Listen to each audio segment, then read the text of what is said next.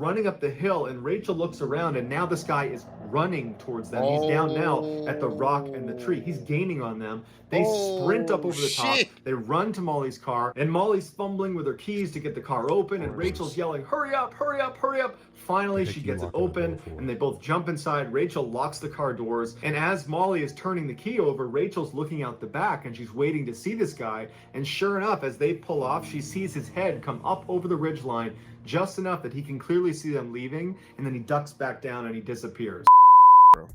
Yeah, what she did, man.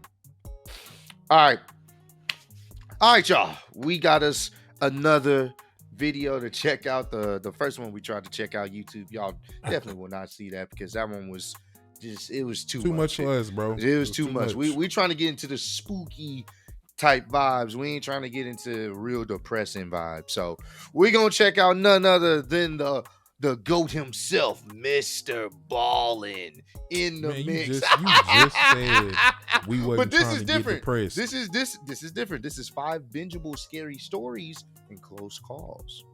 This is not what we was just watching. That was a little bit too real.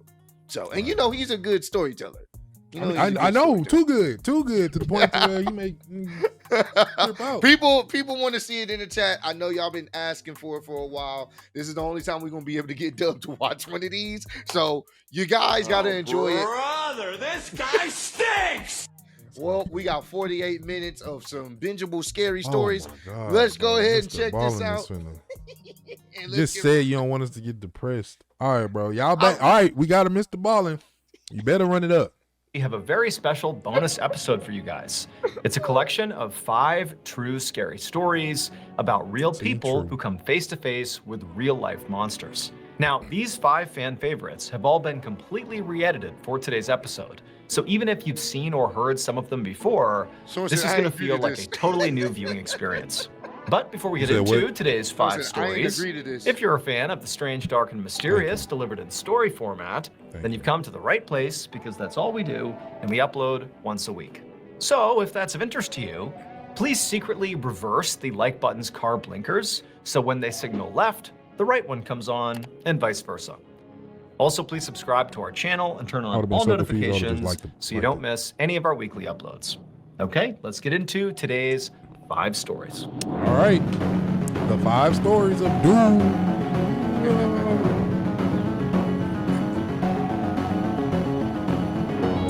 Prom.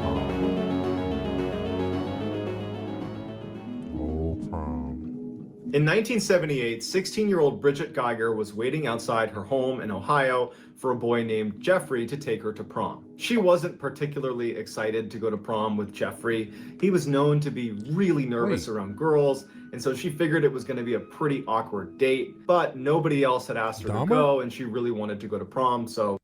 Oh, no. Ah, Ross, this is what you wanted to watch, huh? When Jeffrey showed up, she was immediately disappointed. He was wearing this odd ensemble of vest and bow tie as opposed to the standard tuxedo that she was anticipating him wearing. And so now they weren't going to match. He was also so nervous that he was visibly shaking and couldn't pin her corsage to her dress. And so Bridget's mom had to come out and put the corsage on. After the corsage was on, Bridget's mom would take a couple of very awkward photos of them kind of stiffly standing in front of her house before they ultimately got in Jeff's car and headed for the prom. When they arrived, Bridget wanted to go on the dance floor to see her other friends to kind of lighten the mood because she was not having a good time with Jeffrey so far. But she did stay with him, and it was clear that Jeffrey hated being at the prom. He hated being around this swarming group of teenagers. Bridget felt kind of bad and said, hey, Jeffrey, do you want to go sit down and just grab a bite to eat over at the little food cart they have here? Jeffrey's very relieved and says, yes, I'd love to do that. And the pair leave the dance floor and walk over to the little food court area. As they're about to sit down, Jeffrey pulls the chair out for Bridget. She sits down, he kind of pushes her in like a gentleman, but then instead of sitting down with her, he just walks away without telling her where he's going. Bridget assumed he was just going to the bathroom, but after a really long amount of time had passed, and it was clear he had not just gone to the bathroom, she got up to go look for him. And so she went on the dance floor, she can't find him in the building, and so she goes outside to see if maybe his car's not there anymore. Maybe he just left. And she sees his car, it's still in the lot. When she turns around to go back into the prom, she sees Jeffrey sitting on a curb just eating McDonald's cheeseburgers. And she goes over to him and she's like, what are you doing out here? And so he told her that he just wanted to step outside and get a couple cheeseburgers and then come back and he would sit with her while she ate, but they wouldn't let him back in.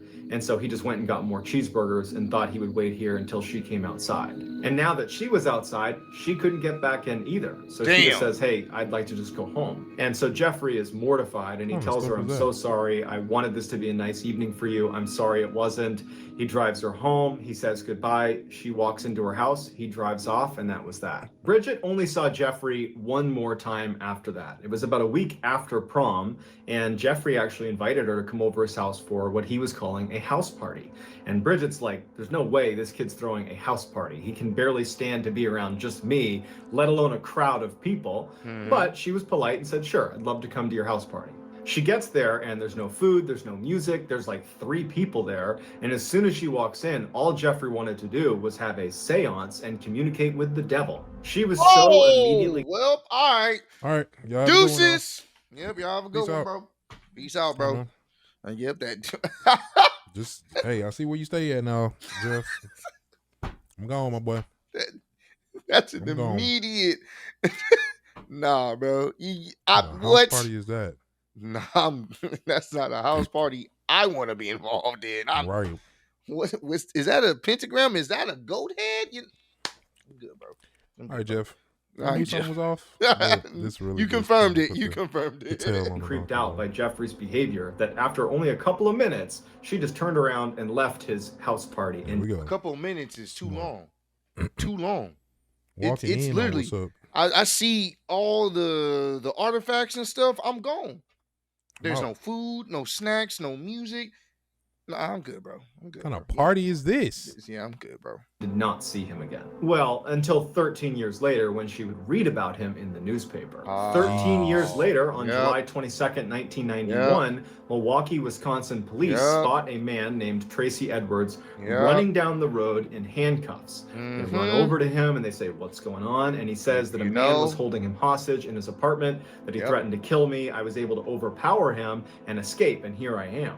The police go to this apartment that he apparently escaped from, and they knock on the door. The door opens, and the police are confronted by this tall man who introduces himself as Jeffrey. He tells police this is all a big misunderstanding and that Tracy Edwards is a friend of his, and I don't know what's gotten into him. And the police were actually close to believing him. They would even say he was really convincing. But as they're talking to him, one of the officers kind of looks behind Jeffrey into his apartment, and he sees on the coffee table what are clearly pictures of dismembered body parts. And so they arrest Jeffrey, and when his apartment was fully searched, a house of horrors is revealed. In addition to photos of body parts, the apartment itself was littered with human remains. There were several human heads in the freezer and the refrigerator, and in his bedroom was a 57-gallon drum containing more dead bodies that were decomposing in chemicals. There was also evidence that suggested Jeffrey was eating these people. Now, Jeffrey lived in a crowded apartment complex, and so other neighbors had complained about this awful smell coming from his room. I can only imagine. But he had been able to explain it away and convince everybody that it was just some bad meat.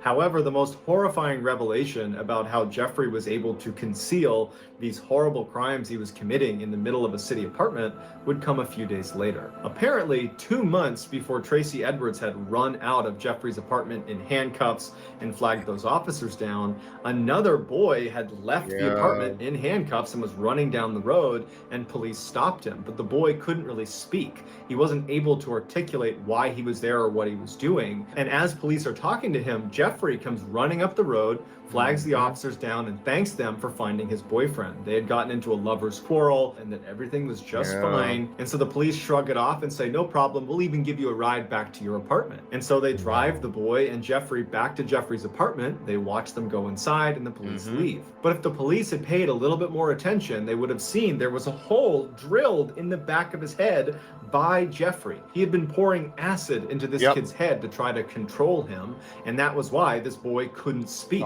And as soon as the police let them go back into the apartment, Jeffrey killed the boy because Jeffrey, Bridget's prom date, turned out to be none other than infamous serial killer Jeffrey Dahmer, who killed 17 people over a 13-year period. Just days after this picture was taken of Jeffrey and Bridget, right before they headed off to prom together, Jeffrey would kill his first victim and start that 13-year killing spree. Dahmer was ultimately given a life sentence, but was killed by another inmate. And people was writing love letters to him in jail and stuff. It was weird, bro. Yeah, bro. People wild, man. Super wild, bro.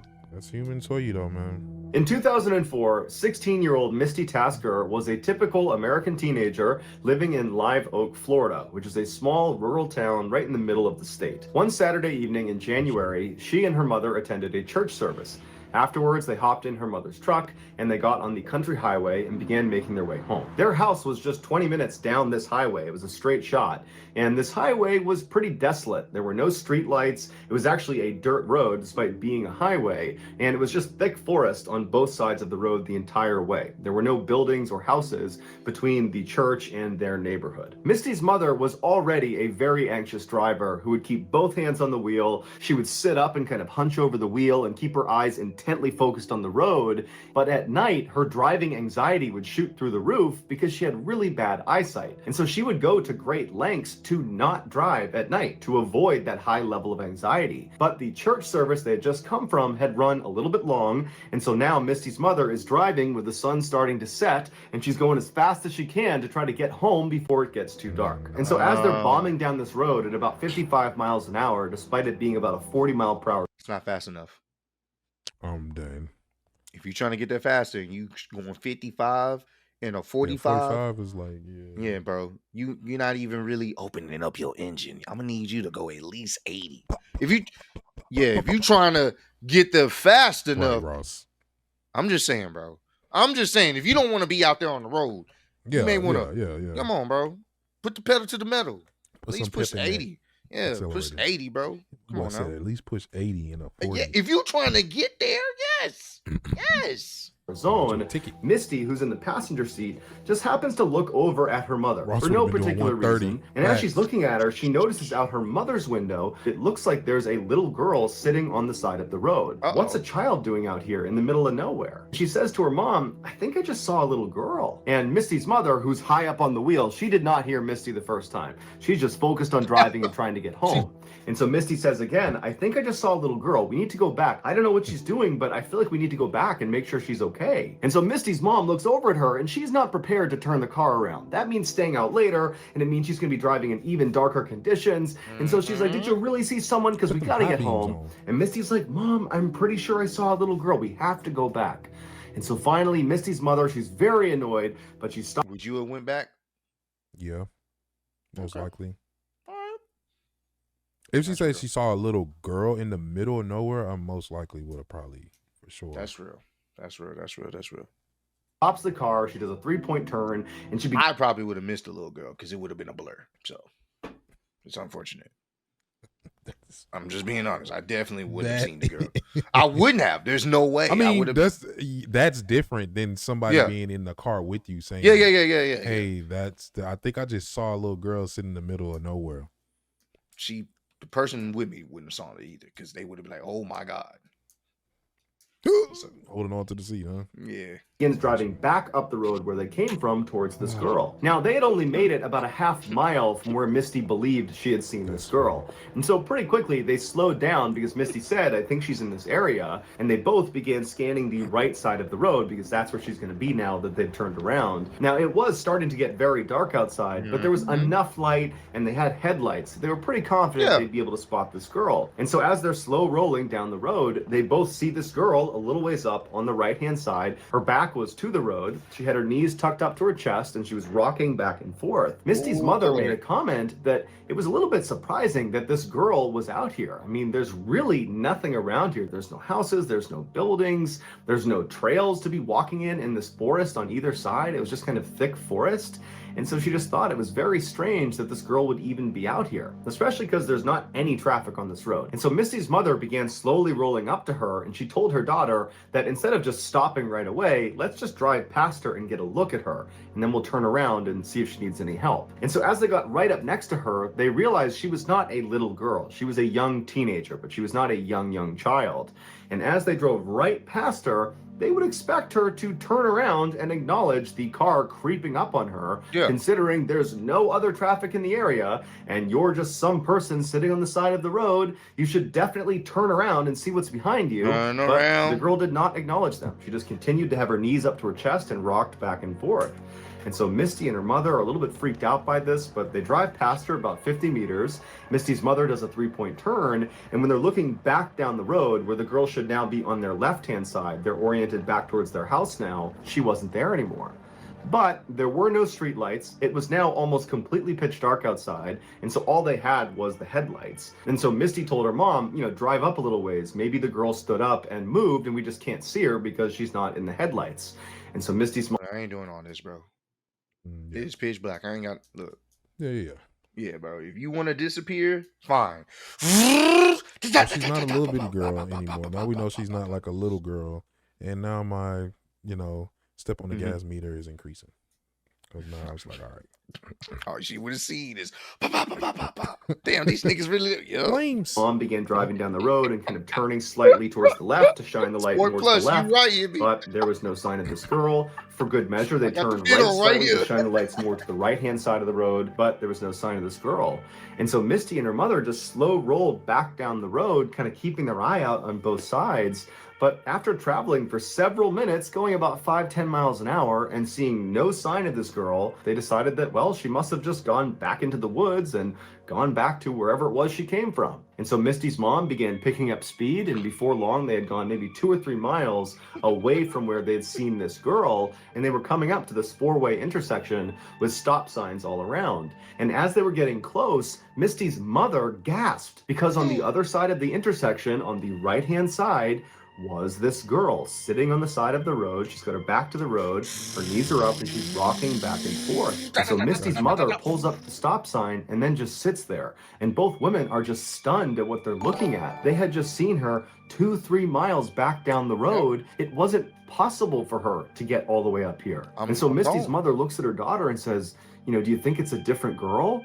And Misty's like, no, that's the same girl. And so they just sat there for a minute until Misty started to panic. And she said to her mom, Mom, don't stop. I got a bad feeling about this girl. I don't know what's going on, but you can't stop next to this girl. But Misty's mom, she was definitely weirded out by this situation, no doubt. But she didn't feel good about abandoning this girl in the middle of the night on the side of the highway. And man, she caught up to y'all.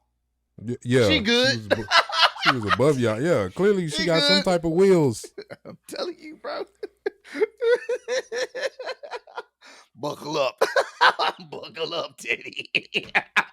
The real Max said, oh, damn, not this dude. So even though she felt a little bit hesitant herself, she told Misty, we have to at least drive past her and ask if she's okay. That's the least we can do. And Misty was not having it. She said, Mom, do not stop. I got a bad feeling about this. Don't stop near this girl. But Misty's mom let up off the brake and began slow rolling past this intersection. And now at this point, Misty is just absolutely terrified. And so she takes her seatbelt off and she goes down into the footwell right in front of her seat. And she closes her eyes and covers her ears, and she just continues to beg her mother to just please keep going. Don't stop. But her mother just continues on until she stops right next to this girl who's still just sitting on the side of the road with her back to the road. She's got her knees up. She's rocking back and forth.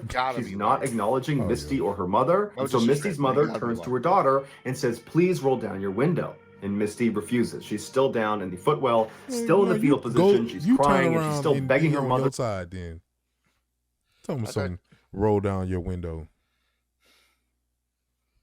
Come on, bro. To please just go home. And so Misty's mother, frustrated, reaches across the passenger seat and grabs the knob to roll down the window manually. So she rolls the window down, and Misty, who's down in the footwell, all she remembers is sitting there covering up her ears, and she's crying, and she opens her eyes, and she's looking up towards her mom, who's reaching over the seat, and her mom yells out to this girl.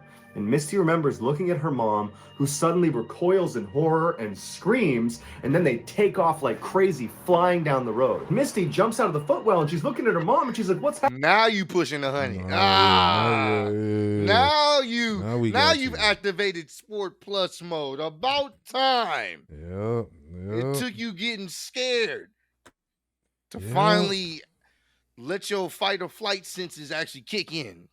happening? What just happened? What did you see? And her mom's got her hand over her mouth and she's speeding down the road and she's crying now. And she's looking at Misty and she just doesn't have the words to describe what she just saw. And so Misty's asking her mom, what did you see? What happened? And finally, her mother just said, she didn't have a face. She didn't have a face. It was hollow. There was nothing on her face when she looked at me. And so Misty screams and she's crying and her mom is crying and they speed home. They're home just a couple of minutes later and they run inside, practically falling over each other to get in the house. And as soon as they get inside, Misty's mom calls 911 and she didn't even know how to describe what she just saw. But she knew it was too embarrassing to try to describe it as some girl without a face sitting by the highway. And so she just told the police that they had seen a girl they think needs help. And so the police, they went out and they searched that entire stretch of highway. They looked for any sign of anybody out there, but there wasn't. There was never any trace of that girl. Well, hope she learned her lesson. Go more than 55 miles an hour. What? Right. First date? Uh-oh.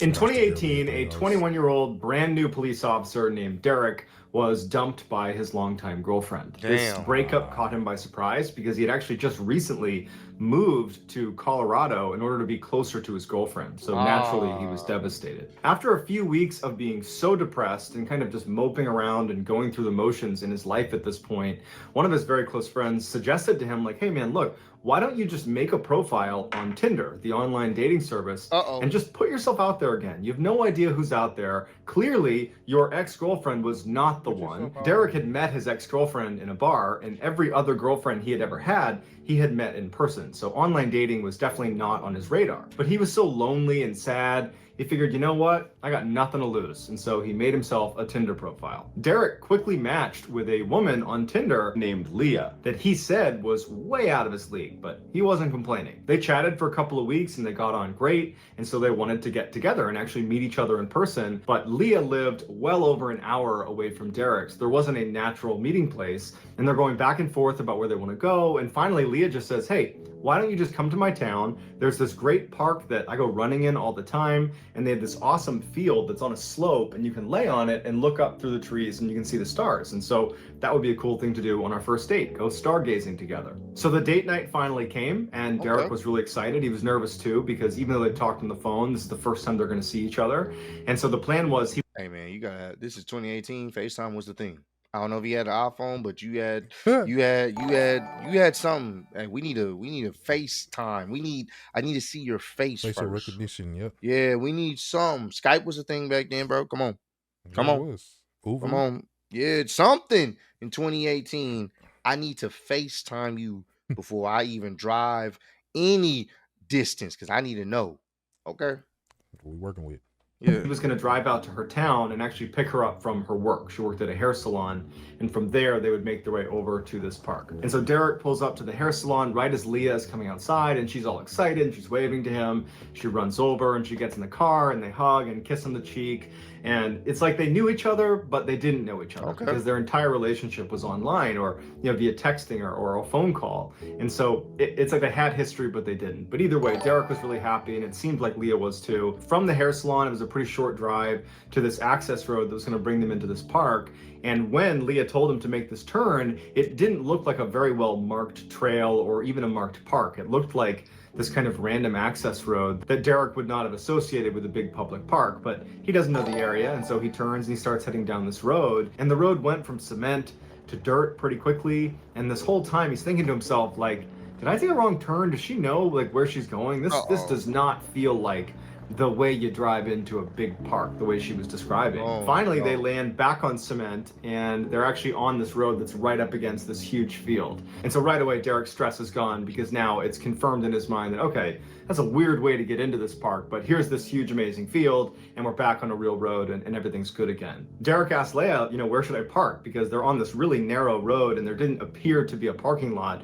There also didn't appear to be anybody else on this field or on this road. It's this huge, open, beautiful space, but it did not look well populated or like it was well traveled. But she said, just go right up there. There's a small lot you can pull into. And so Derek starts going up this road, and he sees maybe 300 feet ahead of him are dim headlights of another car making their way down the road towards him.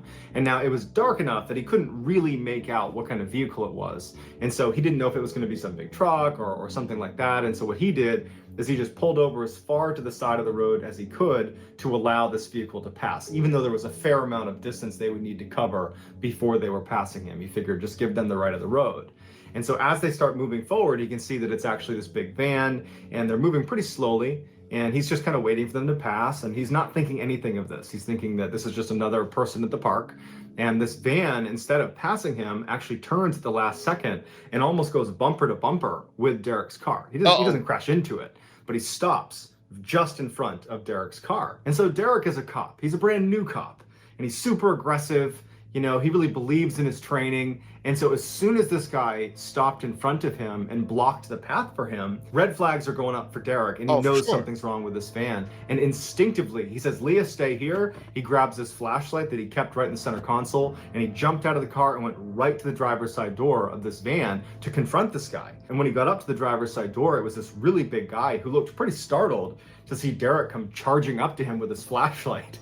And Derek's like, what are you doing, man? What are you blocking me in for? And the guy's like, oh, hey, sorry, I'm the caretaker here of this whole property, and we've had an issue with poachers in the area, and I was concerned you guys were poachers. It doesn't look like you're poachers, though. And Derek's like, no, we're not poachers. We're going stargazing. I'm on my first date here. And the caretaker's like, I am so sorry. Please get back in your car, go and enjoy your night. And at that, he backed up, did a 3-point turn, and drove right back up that road where he came from and disappeared down on the other side of the hill. Derek stood in front of his car for a couple of minutes, making sure this guy was gone. And then he turned around and he got back in the car, and he kind of joked with Leah. And he's like, yeah, he thought we were poachers. I guess you look like a poacher to him, and that's why he stopped us. But when he looked over at Leah to react to his hilarious joke, she wasn't paying attention to him. She was just furiously typing away on her phone, which Derek did think was a little bit odd. You'd think that she'd be more interested in this strange thing that just happened. Some weird guy just blocked us in, and I'm confronting him. You'd think she'd be interested in that on some level. She might want to know red flags what I is really said to the still guy, what he going said off to me, but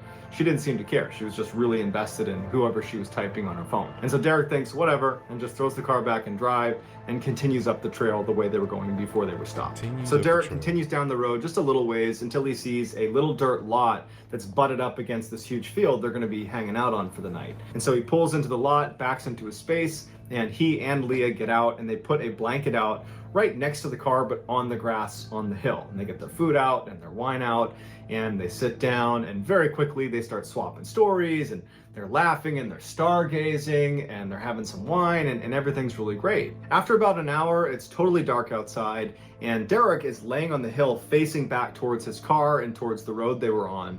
And he notices to his left, up at the top of the hill, so the same area where the van had come from originally and where it went back to after they spoke that one time, Derek is looking out there and he sees headlights, and it's the van. And now the van is driving down the road, not leisurely like it was before, but they are flying down the hill. And before Derek or Leah have a chance to react to this van barreling down on them, it comes flying into the parking lot and practically hits his car and comes to a stop where it's boxed his car in. So even if he got in his car, he couldn't drive away. And so Derek jumps up, Leah jumps up, and the guy, the caretaker, the nice caretaker he talked to before, he hops out of the driver's seat and he walks around the front of the van. He's got this pipe in his hand, and he looks at Derek and he's like, give me your keys and your wallet. And again, Derek is this brand new cop. You know, he's 21 years old. He's not about to let this guy push him around. And so he doesn't do anything at first. He doesn't know what he's going to do, but he doesn't do anything at first. He just looks at this guy and he shows him that I'm not just going to fall over because he told me to. But then Derek is given a huge curveball when Leah, his date, stands up and runs over to this guy and stands next to him and turns around and looks at Derek and goes, come on, give us your keys and wallet. And Derek's like, great, I'm getting set up by my date who I've spent the past 2 hours with. So I had a connection with this girl. And so now Derek is just standing there doing nothing, not to be tough, but because he's in shock. He feels so betrayed by Leah, and he just feels like, how could this happen? And in that moment, Leah walks to the back of the van, and she gets a metal pipe. She comes back around, and she goes, Derek, give us your keys and your wallet. We don't want to have to hurt you. And this is when Derek looks at them both, and he goes, no. And as soon as he said that, the big guy tackles him. He gets thrown to the ground, but Derek could handle himself, and very quickly he was able to get up, and he drew his concealed carry pistol, and he's aiming it at the big guy and then back at Leah, and he's like, yeah, I'm a cop. Go ahead and put your hands up now. As soon as they saw the gun, they both dropped their pipes and put their hands up. And so as he's holding them both at gunpoint, he's looking over at Leah like, really? You did this to me? Are you kidding me right now? As he's doing that, he has to get his cell phone out of his pocket, type in 911, and then called dispatch and had to say who he was, what his badge number was, what happened, and where he is. And where he is was difficult to describe. And so as he's trying to explain these directions, and he's saying, oh, yep, go left at the light, and then there's a gas station there. You're gonna go up this field, you're gonna see me, I got these two people at gunpoint. As he's doing that, Leah and the caretaker look at each other, and they just turn around and bolt. They figure he's distracted, we can at least get behind the van and run into the forest before he's going to catch us. And so instinctively, he takes off running after them, and he chases them for about 30 seconds into the tree line before he starts hearing gunshots. And they weren't his, someone's shooting at him, and he sees the muzzle flash out in the middle of the forest, and he's like, yeah, I'm not doing this. He turns around, runs back to his vehicle, he starts it up, and he has to basically smash into the van, back into the fence over and over again, like Austin Powers, like a 25-point turn, before he was barely able to grind his way out and peel out of this park. And so Derek pulls into the nearest gas station, he calls up dispatch, and he says, hey, I just called 911 like 5-10 minutes ago, and I dropped the call because I was chasing somebody. Here's my name, here's my badge number. I'm now at this gas station. Can you send a couple of police officers over to my location now? And they said, yep, we'll send some to you. And so a police cruiser shows up with 2 officers inside that Derek recognized. They were senior to him, and they got out, and he explained again what happened, and they kind of gave him a hard time for getting catfished on his very first date. But at the same time, they knew it could have gone really badly. And so they decide they're going to load up in the police cruiser together, all 3 of them, and drive back up to the park. And so they get up to the park, and Derek points ahead, and he goes, that's the van, it's still here. And so they drive up and they stop short of the van. And the 2 uniformed officers, they turn to Derek and they're like, just stay in here. We're going to go check this van out. And so Derek's sitting in the car watching these guys go up to the vehicle, you know, guns drawn. They're looking all around. They're clearing behind the vehicle. They're looking in the wood line. There's nobody there. And at some point he sees them put their pistols away and they go in the van. They're kind of shining with their flashlights all around. They're looking in the back, looking in the front. And then after a few minutes, they walked back to the cruiser. And as soon as they got in, Derek could tell there was just something off about how they were acting. When they were down at the gas station, they were kind of joking around with him. Now, whatever they had seen in the van was definitely not something they were going to joke about. And they turned to him and they're like, the back of the van, it was just knives and saws and pistols and rifles and lighter fluid and chains and handcuffs and duct tape. It was just awful. And it looks like there might even be blood on the ground. The 2 officers immediately called in additional backup, and before long, it was a full-fledged circus around this van of a crime scene investigation unit and other police officers, spotlights set up, and they went out looking in the woods for these people, but they never found the guy, they never found the girl, and Derek would tell the other investigators, hey, she works at this hair salon, like right down the road, I picked her up there. And so they went over to the hair salon, and they wound up talking to the people there, and they said, we've never heard of Leah. And when they showed them a picture of Leah, they were like, we've never seen her before. And so they came back and they told Derek, look, she's a con artist, and this whole thing, your whole relationship with her has been her setting you up in some way, shape, or form. The entire thing, that's all it ever was. And so for Derek, that was crushing, and he swore off Tinder immediately. He did not want to do any more online dating. But what really haunts him more than just being taken advantage of is, what would have happened if I wasn't concealed carrying? Would I have wound up in the back of that van? Hey, man. Glad he was aware. Glad he was aware at the time, bro. Yeah, man. For sure, for sure. Awareness can save lives, man. I was with him.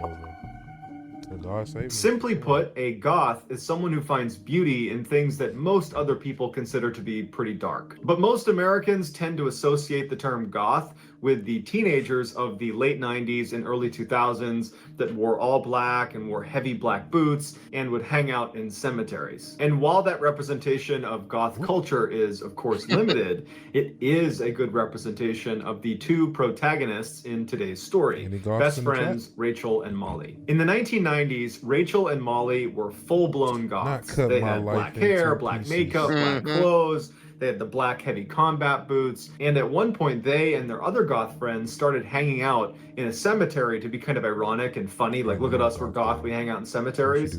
And then they actually enjoyed it and began hanging out in a cemetery like every weekend. One Friday night, Molly calls Rachel to go hang out in the cemetery. And as it happened, Rachel was just sitting at home and she was bored out of her mind. And so the call came at a perfect time. And so Rachel's like, yeah, I'd love to go. So she flies downstairs and she sits on her front step and she's waiting for Molly to show up. And eventually Molly's car rolls down the street and Rachel immediately recognizes that Molly is the only one in the car. And Rachel, whenever she would go to the cemetery at night with Molly, they were always there with a group of at least 4 people. Even though they liked hanging out in the cemetery, they did recognize that it was a little bit creepy at night to be out there. Yeah. And so they liked kind of rolling in a fairly big group. And so Rachel hops in the car, and her first question to Molly is, where is everybody? Are they meeting us there?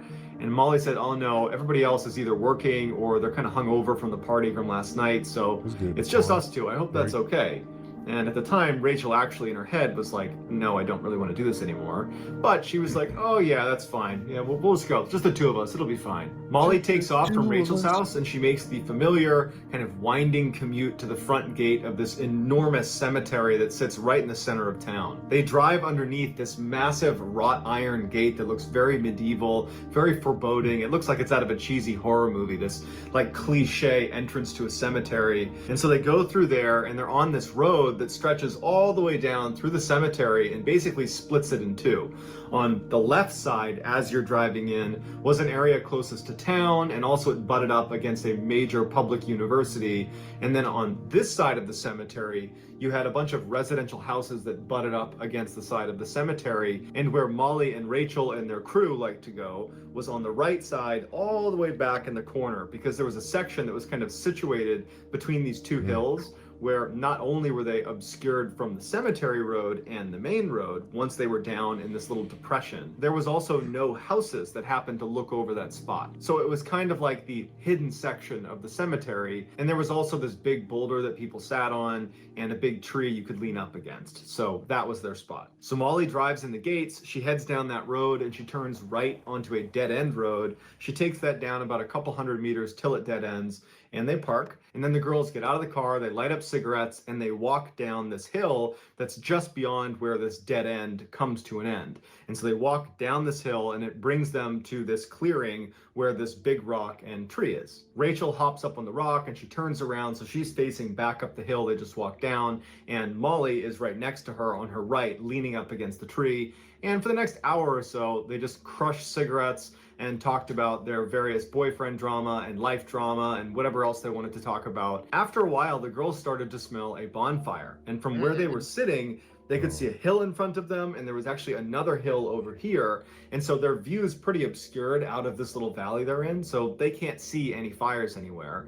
And so they assumed that what they're smelling was a fire coming from the other side of the cemetery, because there's that huge university over there, and they knew sometimes the college kids would come onto the cemetery and they would light fires over there, and inevitably the police would get called and they would break up the fire because you're not allowed to have a fire on the cemetery. And whenever they did that, the police would actually make rounds around the entire cemetery, and historically, basically, if you were there hanging out, they would tell you to leave. And so they think, okay, this is probably a good time to leave, because probably in the next 30 minutes to an hour, the police are going to be here, they're going to come over here, see our car, and they're going to ask us what we're doing, and we're going to have to leave. So let's just leave now. So Rachel hops off the rock, and the 2 of them begin meandering their way back up the hill towards the car.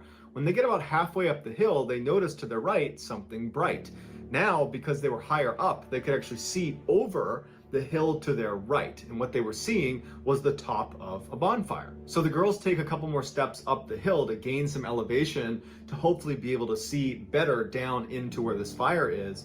But even when they're up almost at the top of the hill, that fire is too far down on the other side of that hill that they can't see any people, and they can't really tell how big the fire is. They're just basically seeing the top flickers of it. Even though they don't know anything about the people over there at this fire, what they do know is when they showed up, there was no fire over there. They would have recognized it. So whoever's over there had to have shown up and built this fire while Rachel and Molly were down at the rock and tree.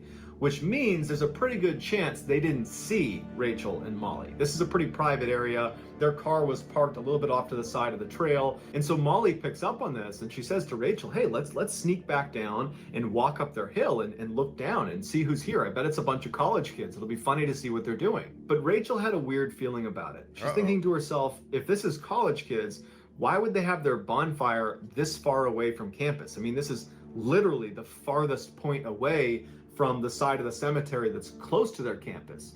If they're having a party over here, there's a good chance that anybody going to it is going to need to drive. And that just doesn't make sense if you can just walk to the other side of the campus and have a bonfire over there. And so Rachel is logically deducing that this is probably not college kids. But who else is having a bonfire in the secret section of the cemetery in the middle of the night? And Rachel's thinking that now, if the police come here, they're definitely going to see us because we're so close to this bonfire. And so it's probably not a good idea to stick around much longer. But despite Rachel's hesitations, she is intrigued and she does want to see what's going on over there. So the two girls walk down the hill. They make it down to the rock and the tree. Then they turn left and they begin walking up this other hill, the hill that's going to bring them up to this fire. And so they only get a few steps up this hill when they are suddenly hit with this disgusting, putrid smell that just encompasses them and it makes them gag, and they're covering their mouth and their nose. And Rachel exclaims, "Oh my God, what is that?" And then as soon as she says it, she realizes she was really loud. And she's like, and Molly's like, and they both freeze, wondering if the people on the other side of the hill have heard them. And after a little bit of silence, Molly's like, "You want to keep going?" And Rachel's like, "No, we gotta go." Between the horrible smell that's obviously coming from this weird fire and the fact that Rachel basically just gave them away. Yeah. And so for all we know, these people on the other side of this hill have heard us, and now they're waiting for us to come over the edge. And it's gonna be really awkward if we suddenly crash their bonfire. Right. Rachel, she's thinking about these things, and so she's like, "Let's go, we gotta go." Molly's disappointed, but she gets it, and the two girls turn around and begin walking back. And so they walk past the tree and the rock on their left. They turn right and they're about to walk up the hill that's going to bring them to their car when Rachel just turns around to look at the hill towards the fire where they were headed before. And standing at the top of that hill is a man just looking down at them. And the fire is illuminating him from behind, and they can clearly tell it's a man standing there looking at them. And immediately the girls felt really uncomfortable. It was almost like they had just been caught spying, even though... Hey, who you looking at? Bro. As I run away. I'm Who out. you looking at? All you hear is feet. They didn't actually get caught spying. It was what they were going to go do. And so they felt like they had almost been caught red-handed. And so Molly and Rachel just turn and begin walking up the hill, kind of with their heads down. It just felt kind of awkward. And so they move a few more steps up this hill, and Rachel looks again at where this guy was standing, and he's now gone. And Rachel's relieved, but then she realizes he's gone because he's walking, power walking, down the hill towards them. Oh, shit. Uh-oh. Nah, bro. Doing the bench walk. Nah, bro. We bench walking at him. We would have been... Kane, he's coming after us. He gotta be Kane. Time to dash. Rachel gasps and she grabs Molly and pushes her and says, "Go, go, go, go, go." And they start running up the hill, and Rachel looks around, and now this guy is running towards them. He's down now at the rock and the tree. He's gaining on them. They sprint up over the top. They run to Molly's car, and Molly's fumbling with her keys to get the car open, and Rachel's yelling, "Hurry up, hurry up, hurry up." Finally, she gets it open, and they both jump inside. Rachel locks the car doors, and as Molly is turning the key over, Rachel's looking out the back, and she's waiting to see this guy. And sure enough, as they pull off, she sees his head come up over the ridgeline just enough that he can clearly see them leaving, and then he ducks back down and he disappears. And the two of them speed down the road. They make a left onto that main drive, and they speed out of the cemetery. For the first few minutes of their drive, neither of them say anything. This was just a very traumatic experience, and it was also very I want to go to the cemetery and because they chill. thought they were going over to spy on college kids having a bonfire, and then they're hit with that horrible smell. Like, what was that horrible smell? And then they leave, and there's this guy who did not look like he was a college kid. He looked like he was probably in his 40s, and then he's chasing them. You know, like, what was that? And when they did start talking about it, they couldn't really come to any sort of rational conclusion of what had just happened. And so they were both very spooked, and they decide, let's just go home and talk about this tomorrow. And so Molly drops Rachel off at her house, and Molly goes home, and both girls go to bed. The next morning, Rachel gets up and she heads down to the kitchen where her mom is already there having her morning coffee. And Rachel sits down, and she's not a big talker. She's not about to start by saying, hey, guess what happened to me last night at the cemetery? Instead, she just sits there, and for a little bit, her mom just kind of rambles about work and what she's doing that day. And then all of a sudden, her mom, it's like she has this epiphany. And she goes, Rachel, did you hear what happened last night? And Rachel's like, no, what? And her mom's like, someone I work with. I don't know her personally, but she works in the same building as me. She got kidnapped from the parking garage where I parked my car. I have seen her park her car in this lot, and she got kidnapped. And Rachel's like, oh my God, really? Like, what happened to her? Did they find her? And her mom was like, yeah, but it was too late. The person who had kidnapped her had killed her and then tried to dispose of her body at the cemetery by burning her in a bonfire. Rachel suddenly felt sick because now she knew what was happening last night, and she knows what that smell was. Rachel immediately pours her heart out about everything that happened the night before, and her mom is totally horrified, but she's in particular horrified that they clearly had been there when the killer had arrived and set up shop and began burning this body. They were just literally 50 meters away the whole time. And so her mom tells her, you and Molly have to go to the police station and make a statement. They have not caught this person yet. You've seen this person, you gotta tell them. And so Rachel calls Molly and breaks the news about what was actually happening the night before and who was actually chasing them to their car, and says, we have to go to the police station. And so they agree, they go down to the police station and they tell them what happened, but they didn't get a great look at him. They could only say that he was maybe in his 40s and maybe average height. And so the police wrote it all down, but they basically said, look, if you can think of more details, we would love to hear those, because this isn't really enough to go on. And so the girls go back home and they're thinking to themselves, did he see us? Does he know that we saw him? Do you think he knows that we know he's a killer now? And so they're freaking out. But luckily, within 48 hours, the police actually caught this guy because he was driving around in the murder victim's car and someone spotted him. They pulled him over and he confessed, and so he went to jail. Needless to say, Rachel and Molly thanked their lucky stars that when they started ascending that hill and they were hit with that smell, that Rachel said, let's not go any farther. Let's leave. Because had they continued and gone to the other side, they could have wound up in the bonfire too. Yeah. That's crazy. Yeah, man. Crazy. That was a close call. Crazy. Yeah. Super close. That was a close call. Number Weepy. Last one. Weepy. Kinda. The following stories all take place in the Twin Cities in Minnesota. On New Year's Eve 1980, 20-year-old Karen Potak was out at a bar with her friends celebrating, and at some point in the night, she slipped out because she didn't want to stay any later, and she began walking home. Now, she didn't have a jacket on, and it was very cold outside, and she's kind of stumbling through the streets, and a man sees her and pulls over and offers to give her a ride home. She's kind of intoxicated, and so she agrees to get in his car, and they drive off. A couple hours later, around 3 a.m., the police receive this phone call. Yes, please, this is an emergency. Please send a squad to Pierce Butler Road, Molenberg Manufacturing Company, machine shop. Please, there's an ambulance too. There's a girl hurt there. Can you tell me what happened to her?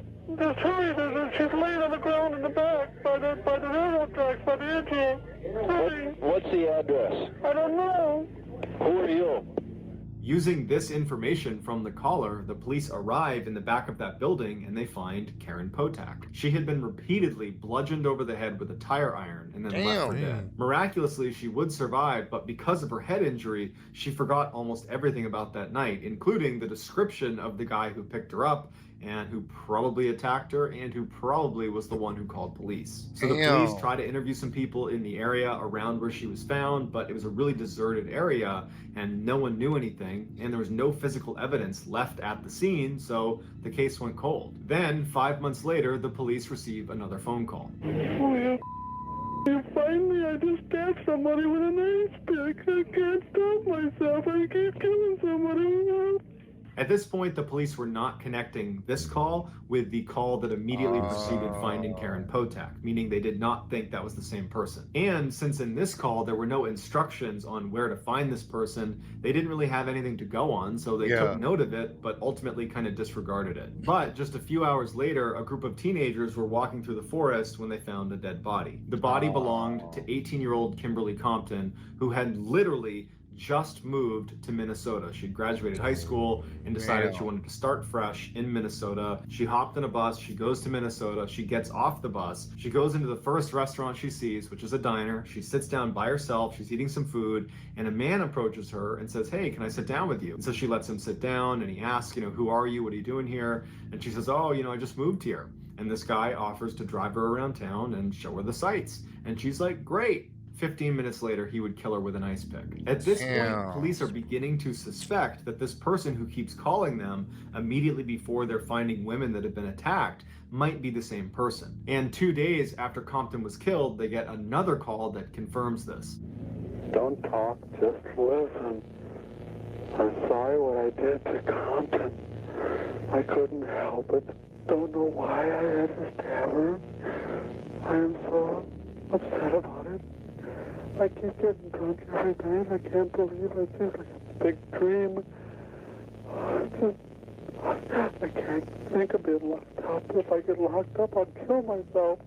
I'd rather kill myself than get locked up. I'll try not to kill anybody else. From this point forward, they referred to this caller as the weepy-voiced killer. And even though they had his voice recorded, they didn't have any physical evidence because he didn't leave any at the scene with Compton either, so they didn't have much to go on. The police would go to the diner and they would talk to the staff that was there, and they would give a general description of the weepy-voiced killer, but it wasn't enough to pinpoint a suspect. So once again, this case went cold too. 6 months later, the police received yet another call. Fire emergency. Please don't talk, just listen. I'm sorry I killed that girl. I stabbed her 40 times.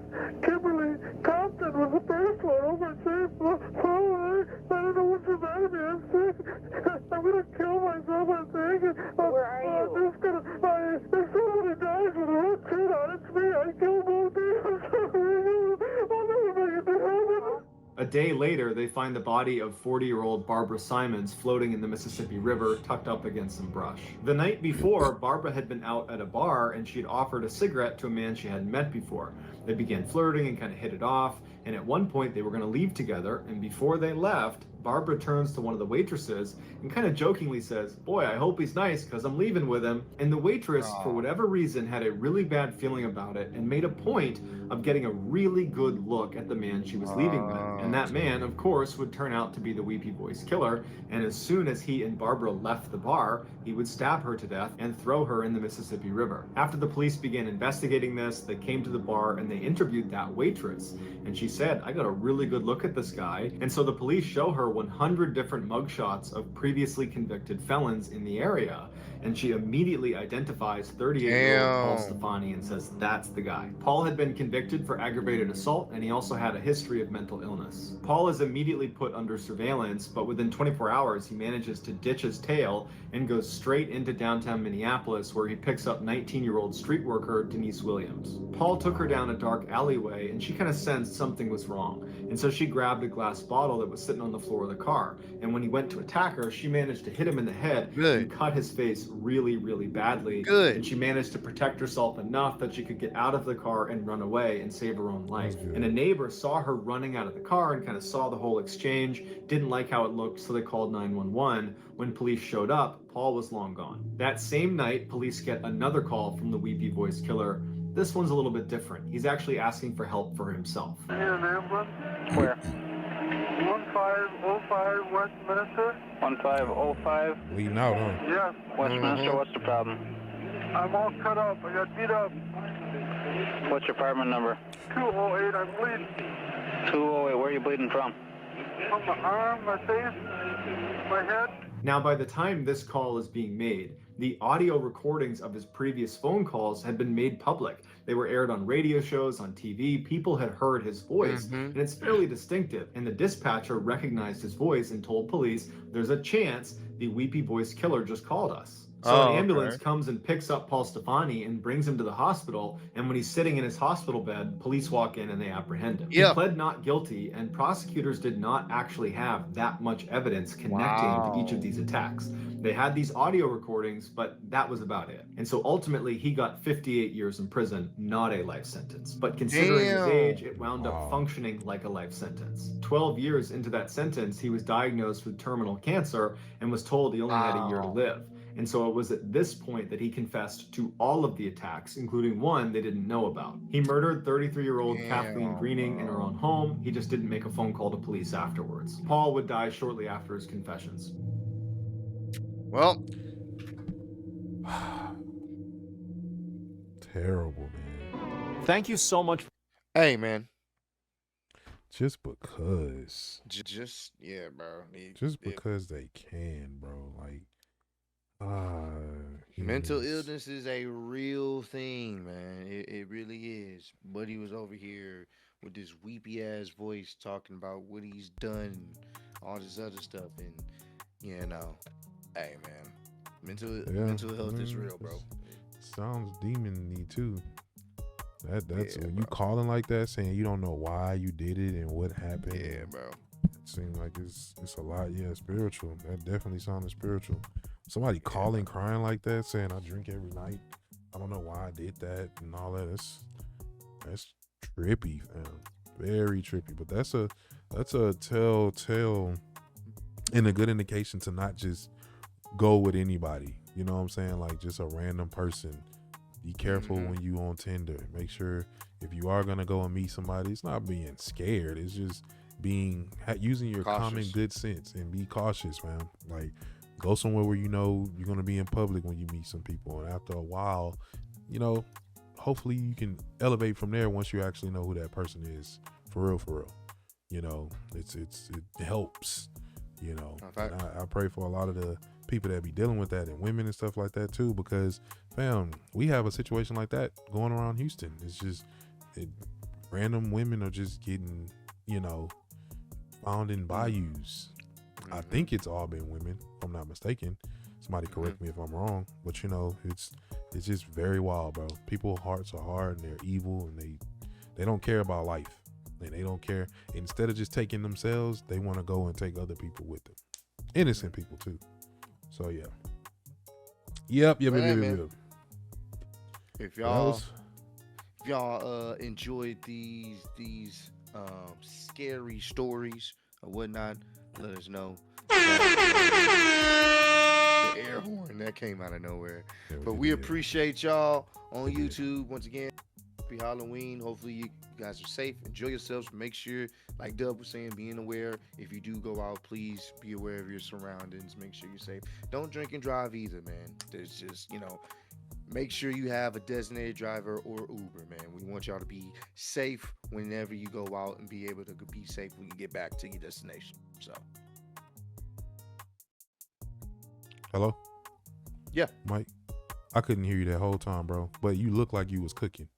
Yeah. No, they can hear me, though. It was still recording it. So okay, baby.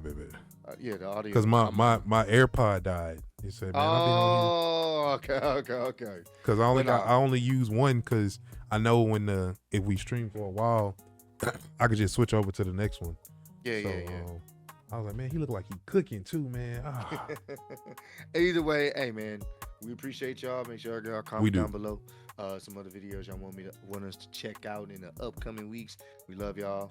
Spread love. Be that same love. And never forget, Bam Bam.